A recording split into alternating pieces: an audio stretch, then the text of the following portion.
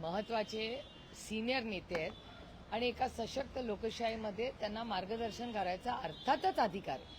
त्याच्यामुळे त्यांनी जे काही सांगितलेलं आहे किंवा ते बोललेले आहेत, जसं आम्हाला बोलायची ताकद आहे तशी आम्ही ऐकायची ताकद ठेवली पाहिजे. त्याच्यामुळे त्यांना तो बोलायचा अर्थातच अधिकार आहे. ते महाराष्ट्राचे मुख्यमंत्री राहून गेलेत, वरिष्ठ नेते आहेत, वयानी आणि पदानी दोन्ही मोठे आहेत आमच्या सगळ्यांपेक्षा. त्यामुळे तो बोलायचा त्यांना अधिकार आहे. चव्हाणांनी असं एक मोठं वक्तव्य केलेलं आहे की 2014 मध्येच महाविकास आघाडी म्हणून सत्ता स्थापन करण्याचा प्रस्ताव जो आहे तो आलेला होता, मात्र तेव्हा हा प्रस्ताव फेटाळण्यात आला आणि नंतर 19 मध्ये हा प्रस्ताव आम्ही पुढे केला. शिवसेनेला सोबत घेऊन राष्ट्रवादीच्या आशीर्वादामुळे फडणवीस सरकार आलं, त्याला आपण नकार दिला. पण आम्ही नकार दिला, बाबांना नकार दिला. बाबांनी नकार दिला. म्हणजे बाबांनी 14ला नकार दिला आणि 19ला होकार दिला असेल. तेव्हा माहिती नाही, तेव्हा म्हणजे तेव्हा सोनियाजी काँग्रेसच्या अध्यक्ष होत्या. मला वाटतं या गोष्टी सोनियाजींना विचाराव्या लागतील आणि मी त्या प्रक्रियेत महाविकास आघाडीचे निर्माते शरदचंद्र पवार आहेत असं आतापर्यंत आम्ही बोलत आलोय, आम्ही लिहत आलेलो आहे. पृथ्वीराज चव्हाण असं म्हणतात की 2014लाही मी तो प्रस्ताव दिला होता, त्यावेळेला फेटाळण्यात आला. 2019लाही मी तो प्रस्ताव दिला आणि मग तो मान्य झाला. म्हणजे कुठेतरी मवियाचा करता मी आहे असं सांगण्याचा त्यांचा प्रयत्न दिसतो. लोकशाही प्रत्येकाला बोलायला अधिकार आहे, काही प्रॉब्लेम नाही. आणि मी तुम्हाला खरं सांगू, महाराष्ट्राचे जे काँग्रेसचे नेते आहेत ना, दुर्दैवाने राष्ट्रवादीलाच नेहमी चुकीच्या बॉक्समध्ये बसवतात. एक चांगलं आहे की दिल्लीमधली त्यांची जी मेन लिडरशिप आहे काँग्रेस पक्षाची, त्यांची माझी रोज गाठ होते दिल्लीमध्ये. त्याच्यामुळे त्यांची जी लिडरशिप आहे, मग खडगे साहेब असतील, सोनियाजी असतील, राहुलजी, प्रियांका गांधी, वेणुगोपालजी, ही त्यांची जी सिनियर लिडरशिप आहे, त्यांच्या मनात असं काही नाही असं मी समजते. कारण का प्रत्येक मिटिंगला ते राष्ट्रवादी काँग्रेस पक्षाला पार्लमेंटमध्ये बोलवतात. एरवी काही मिटिंग्स असतील त्याला, जेव्हा पॉलिसी मेकिंग असते त्याला बोलवतात. त्याच्यामुळे महाराष्ट्राची काँग्रेस आणि देशाच्या काँग्रेसमध्ये काहीतरी कदाचित काहीतरी सुसंवाद नसावा. म्हणूनच मग पुणे असेल किंवा महाराष्ट्र असेल, या दोन्ही काँग्रेसची जी मतं आहेत आणि केंद्र सरकारमधल्या सेंट्रल काँग्रेसच्या लिडरशिपमध्ये काहीतरी गॅप दिसते असं एकूण तुमच्या प्रश्नातून मला दिसतं. नाही, पण तुमच्या आशीर्वादामुळे सरकार आलं, फडणवीस सरकार असं म्हणतात पृथ्वीराज चव्हाण. लोकशाही हो, प्रत्येकाला बोलायचा अधिकार आहे. सुनेत्रा पवार यांच्या नियुक्तीबाबत त्यांच्याच पक्षातले काही नेते त्यांना नोटिसा पाठवत आहेत, तर यावरून काँग्रेसनं अशी शंका उपस्थित केली आहे की भाजपचेच काही स्लीपर सेल म्हणून लोक त्या पक्षात काम करतात. तुम्हाला काय वाटतं? राष्ट्रवादी काँग्रेस पक्ष, अजित पवार गट ते काय करतात आता तो त्यांचा वैयक्तिक प्रश्न आहे. आमची लढाई त्यांच्याबरोबर क्लिअर कट सुप्रीम कोर्टमध्ये चाललेली आहे. आजही मी माझ्या मतावर सातत्याने ठाम आहे.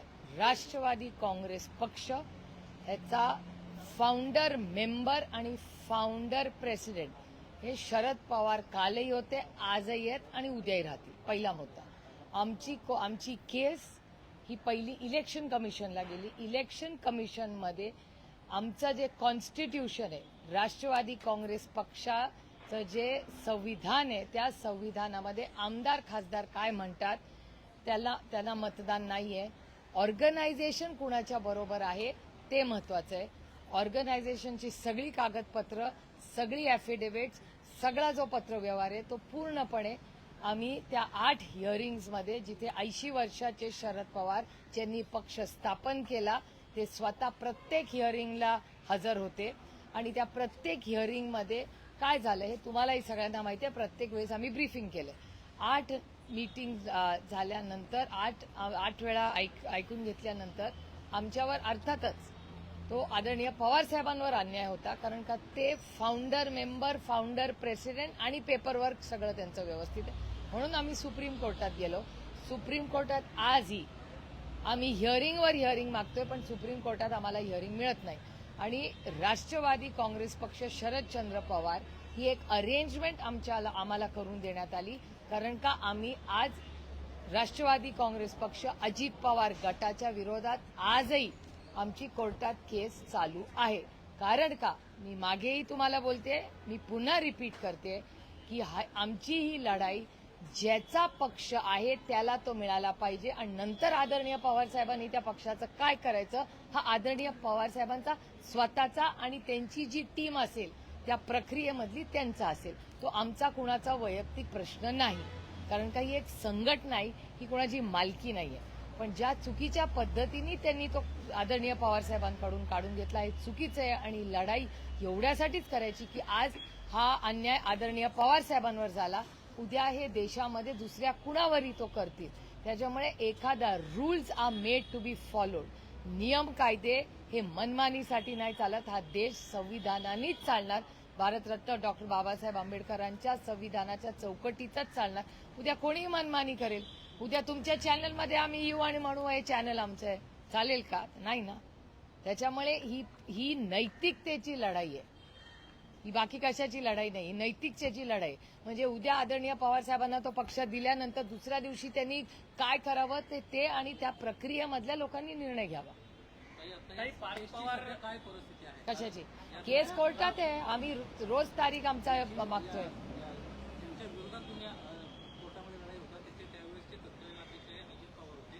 अजित पवार सध्या हयात नाहीये आणि त्यानंतर सुनावणी कोर्टात झालेली नाही. सध्या कोर्टाची काय परिस्थिती आहे आणि काय सांगितलं जातं? ही लढाई कुठल्या व्यक्तीबरोबर नाहीये, ही प्रक्रियेची लढाई आहे.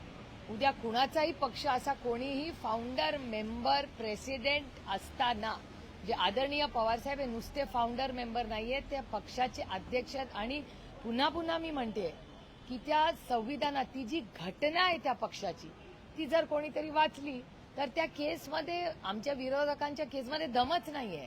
म्हणून इलेक्शन कमिशनमध्ये ते जरूर जिंकले असतील चुकीच्या पद्धतीने, पण ते कोर्टात नाही जिंकू शकत आणि म्हणून आम्हाला तारीख कदाचित मिळत नसेल. त्याच्यामुळे दुर्दैव आहे की एका सशक्त लोकशाहीमध्ये नियम कायद्याप्रमाणे हे झालं पाहिजे, एवढीच आमची अपेक्षा आहे. एकीकडे शरद पवारांना मागच्या वेळेस प्रफुल्ल पटेल आणि सुनील तटकरे भेटायला जात होते, तर आता पार्थ पवार शरद पवारांना भेटतात. नेमकी या भेटीमागे चर्चा काय? कारण की दोन्ही पक्ष सातत्यानं विलिनीकरण होणार अशा राजकीय वर्तुळात चर्चा आहेत आणि त्यातच पार्थ पवार आणि शरद पवारांची भेट सिल्वर ओकवर होते. चॅनल्सवर या चर्चा मी खूप वेळा पाहते, पण राष्ट्रवादी काँग्रेस पक्ष हा पूर्ण ताकदीने आज राज्यासमोर जी मोठी आव्हानं आहेत त्याच्या कामाला लागलेला आहे. आणि आम्ही संघटना पक्ष हा लोकांच्या आयुष्यात एक चांगला बदल करवण्यासाठी, या लोकांना न्याय देण्यासाठी. त्याच्यामुळे ह्या ज्या चर्चा ज्या चालू असतात अनेक भागांमध्ये, तुम्ही अनेक वेळा मला प्रश्न विचारतात, त्या चालूच असतात. ठीक आहे, नाणं आमचं मार्केटमध्ये चाललंय ह्याच्यात आम्हाला समाधान आहे. पण महत्वाची गोष्ट की हे लोक जे भेटत, ह्या देशातले काश्मीर टू कन्याकुमारी ह्याच्यामधले अनेक नेते सगळ्याच पक्षाचे हे आदरणीय पवारसाहेबांना बऱ्याच वेळा भेटत असतात. आता प्रफुल्लभाई किंवा तटकरे साहेब किंवा पार्थ पवार हे त्यांना का भेटले याचं उत्तर आदरणीय पवारसाहेबच देऊ शकतील. पण गाठीभेटी ह्या अनेक वर्ष आम्ही एकत्र काम केलेलं आहे, अनेक महत्वाचे मुद्दे असतात, त्याच्यामुळे गाठीभेटी होत असतात. आणि मला असं वाटतं आदरणीय पवारसाहेबांच्या मनाचा मोठेपणा पण आपण म्हणूया की समोरचा कसाही वागला तरी आदरणीय पवारसाहेब ते सगळं विसरून, त्या सगळ्या गोष्टी सोडून लार्जर पिक्चर काय, जास्ती काय महत्वाचं आहे, कुठलाही हेवा देवा मनात न ठेवता ते पुढे सगळ्यांनाच वेळ देत असतात. काही पुण्यामध्ये निधी वाटपावरतून खरं तर नाराजी नाट्य समोर येताना पाहायला मिळतात. पुण्याची महापालिकेची निवडणूक दोन्ही राष्ट्रवादी काँग्रेस पक्ष एकत्रितपणे निवडणूक लढलेला होता आणि आता अमोल बालवडकर असेल किंवा सुहास टिंगरे असतील यांचे निधी नगरसेवक फंडाचे ते भाजपने रोखलेले आहेत आणि त्या सगळ्या संदर्भात त्या दोन्ही नगरसेवकांनी एकीकडे उपमुख्यमंत्री सुनेत्रा पवार यांना पत्र लिहिलंय आणि त्यांच्या विरोधात गणेश बिडकर यांनी खरं तर त्यांची तक्रार सुनेत्रा पवारांकडे केली. एक तर काँग्रेस पक्ष, मी महिन्यातून एकदा पुणे म्युनिसिपल कॉर्पोरेशनला बारामती लोकसभा मतदारसंघाचा रिव्ह्यू घ्यायला जाते. दरवेळीच मी जेव्हा जाते तेव्हा काँग्रेस पक्षाला आणि शिवसेनेला आवर्जून त्याची माहिती देते की तुमचीही काही कामं पेंडिंग असतील तर जरूर सांगा, मी स्वतः त्याच्यात जातीने लक्ष घालीन. त्यामुळे दरवेळीच मी गेल्यावर त्या दोन्ही संघटनेंना पक्षांना मी बोलवत असते आणि आमचा प्रयत्न आहे की पुण्याच्यासाठी, आज पुण्यामध्ये खड्डे असतील, पाणी असतील, कचऱ्याचे प्रश्न असतील, अतिशय गंभीर झालेले आहेत आणि पुणे हे शहर इन्फ्रास्ट्रक्चर वाईज कोलॅप्स झालेलं आहे असं अनेक लोक दबक्या आवाजात सातत्याने पुण्याबद्दल बोलत असतात. अनेक वेळा तीव्र नाराजीही आपल्याला लोकांमध्ये पुण्यात दिसते. त्यामुळे एवढी मोठी ताकद भारतीय जनता पक्षाला आली असली तरी गेल्या काही वर्षामध्ये फार काही पुण्याच्या ट्रॅफिकमध्ये, पाण्यामध्ये, कचऱ्यामध्ये किंवा फ्लडिंगमध्ये जेव्हा पाऊस येतो तेव्हा झाल्यात मला तरी कुठे दिसत नाही. काही पण शासकीय निधी रोखणं हे कितपत योग्य आहे? कारण की एखादा लोकप्रतिनिधी हा जनतेच्या विश्वासाने निवडून येतो आणि त्याचा मात्र शासकीय जो निधी आहे तो मात्र हा तुम्ही नगरसेवकांबद्दल जाता. आमची काय परिस्थिती फार काही वेगळी नाही. आम्ही विरोधातले खासदार आहोत. आम्हाला कुठे निधी मिळतो? आम्ही एवढी पत्र पाठवतो, आम्हालाही निधी मिळत नाही. त्याच्यामुळे निधी रोखणं वगैरे ह्या गोष्टी ह्या सरकारमध्ये खूप दिसतात. आमचं जेव्हा सरकार होतं तेव्हा आमच्या लोकांची तर कामं व्हायचीच, पण विरोधकांची कामं कधी वेळा डबल स्पीडनी करायचो आम्ही. की ठीक आहे, विरोधक असला तरी काय झालं, त्याच्या भागाचाही विकास झाला पाहिजे. हे दुर्दैव आहे की ह्या सगळ्या प्रक्रियेमध्ये फक्त एकच मंत्री आहेत असे देशात जे न्याय देतात सगळ्यांना, ते म्हणजे नितीन गडकरी साहेब. गडकरी साहेब कधी पक्ष बघत नाहीत, गडकरी साहेब मतदारसंघ बघतात. एक की ठीक आहे, या लोकांचं जिल्हा भलं बँकांच्या होईल. संदर्भातला एक राज्य सरकार निर्णय घ्यायच्या तयारीत आहे. तिसऱ्या वेळेला निवडणूक लढवायला परवानगी दिली जाणार आहे. जिल्हा बँका 2 टर्म झाल्यानंतर तिसऱ्या टर्मला परवानगी नव्हती याच्या आधी. पात्र ठरवलं नाही नाही नाही, असं नाहीये, असं नव्हतं. ते बिल पास करताना मी स्वतः संसदेत त्या बिलाचा विरोध केला होता. अमित भाई शाहनी एक बिल आणलं होतं ज्याच्यात त्यांनी टेन्युअर केला होता की 10 वर्ष जर तुम्ही एका बँकेत संचालक म्हणून राहिला तर 11व्या वर्षी तुम्ही जाऊ शकत नाही. त्याचा आम्ही तेव्हाही विरोध केला होता. तुम्ही पार्लमेंटमधले सगळं रेकॉर्ड काढा. आता 10 वर्ष या नियम कायद्याला सगळ्या विरोधी पक्षांनी विरोध केला होता आणि आता सरकार कदाचित यू टर्न करते. सत्यमेव जयते, जे आम्ही म्हणलो ते पुन्हा एकदा सरकार परत करते जर त्यांनी हा यू टर्न घेतला तर. ही आमची मागणीच होती पहिल्या दिवसापासून. आणणंच चुकीचं होतं. विलास गुले हत्या प्रकरणामध्ये खासदार यांच्या मुलगा सौरभला देखील अटक करण्यात यावी मुख्य सूत्रधार म्हणून. त्यामुळे मागणी होत चालली आहे की त्याला अटक करावी आणि आज एक भव्य मोर्चाचं देखील आयोजन करण्यात आलेलं होतं. बजरंग अप्पा सोनवणेंच्या मागे राष्ट्रवादी काँग्रेस पक्ष हा पूर्ण ताकदीने आणि पवार कुटुंब ताकदीने उभं आहे. याच्याबद्दल आम्ही अनेक लोकांचीही चर्चा केली. आम्ही कालही आमचं तेच म्हणणं आहे, आज एंड उद्याचे, की गलिच्छ राजकारण घरापर्यंत घेऊ नका.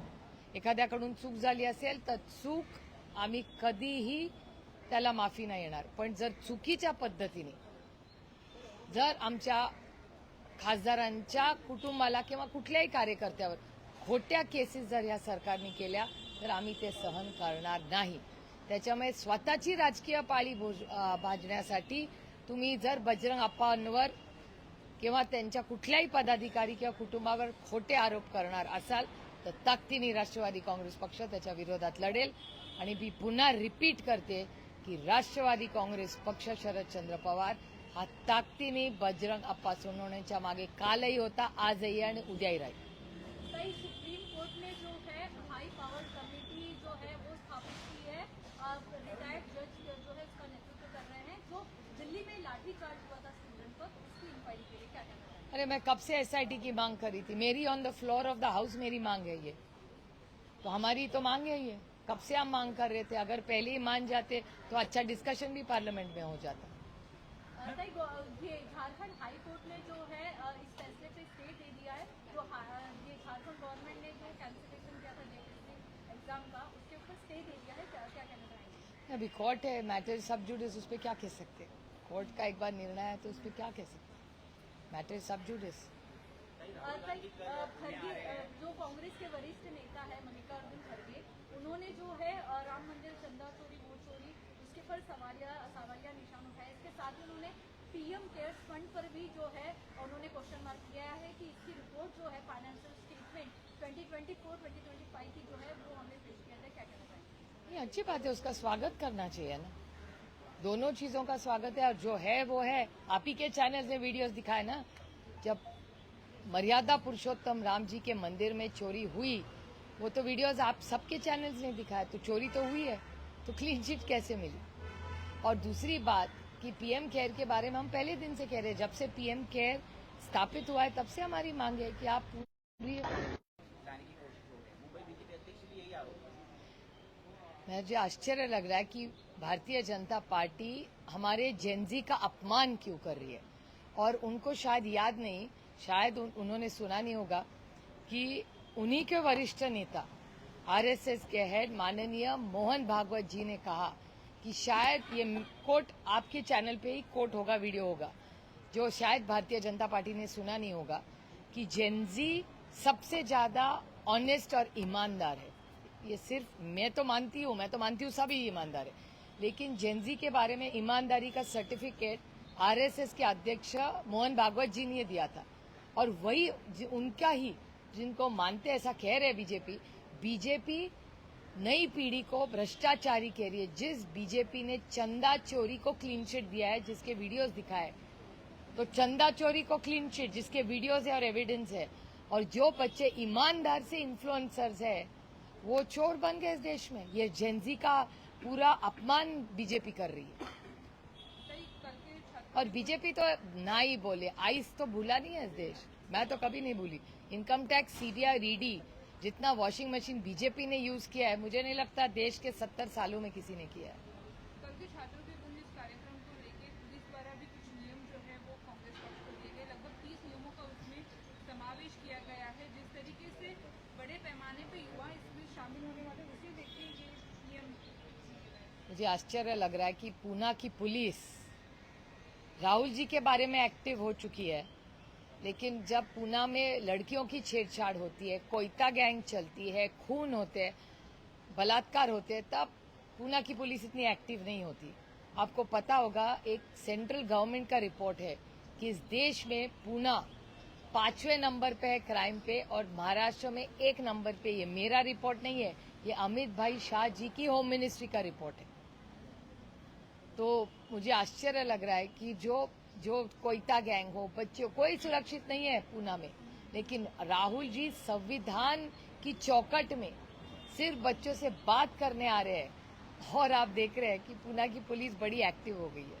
मैम 26/11 को लेकर ट्रायल इन एब्सेंशिया शुरू किया गया है आज से, यानी कि जो पाकिस्तान में बैठे हुए आतंकी हैं, उन आतंकियों के खिलाफ हमारे देश की कोर्ट में ट्रायल चलेंगे और उन पे एक सजा भी होगी। ये 2023 में जो लॉ आया था उस आधार पर हो रहा है, क्या एक अच्छी पहल है? देखिए, इंटरपोल के थ्रू भी काफी काम हो सकता है। नहीं, देश के लिए, देश की एकता और अखंडता के लिए जो भी निर्णय होगा वो अच्छा ही होना चाहिए। आपको याद है जब पहलगाम पे अटैक हुआ था तब पूरा देश एक हुआ था। मेरे ख्याल से ऐसे जब larger interest of the nation issues होते हैं तब हम पूरा देश हमेशा एक ही हो जाता है, लेकिन आज वो इशू नहीं है। आज देश के सामने अलग है इश्यूज है, तो वो ज्यादा मेरे लिए मायने रखते। इकोनॉमी हो, अनएम्प्लॉयमेंट हो, भ्रष्टाचार हो, ये बहुत सारे आह्वान आज देश के सामने। मैम आपने कहा कि सांसद निधि को लेकर कई बार आप लोग कोशिश कर रहे हैं, सांसद निधि नहीं, बीपीडीसी का जो निधि आता है, नहीं तो जो एक्स्ट्रा डेवलपमेंट के लिए, विकास के लिए पैसा सरकार देती थी महाराष्ट्र की, वो बंद हो गया। पीएम से मुलाकात हुई मैम, उसके बाद भी फायदा नहीं? उसके बाद पीएम साहब ने कहा था कि वो महाराष्ट्र सरकार को बोल देंगे, सारे जो हमारी डिमांड्स थी हर क्षेत्र से वो हम पीएम साहब ने दे दिए।